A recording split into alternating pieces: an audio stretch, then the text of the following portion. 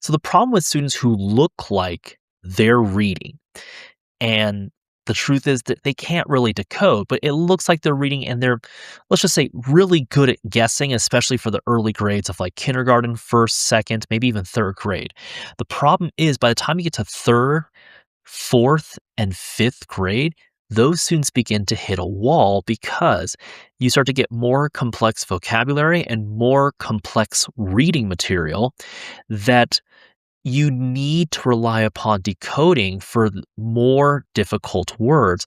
And guessing starts to become a very ineffective reading tool or reading strategy, whatever you want to call it. It's just not as effective as decoding is.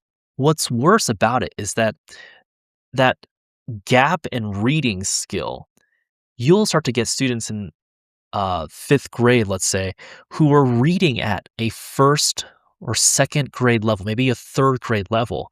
But then you'll have the other end of the class where you have students who can read in middle school level material, maybe even some who can read at a high school level.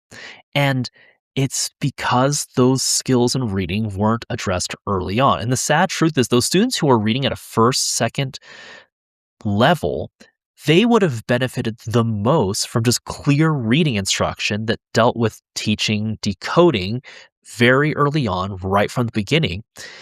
And the sad thing is, now they have 2, 3 years later, and the gap in their reading skill is significant compared to the other students in the classroom.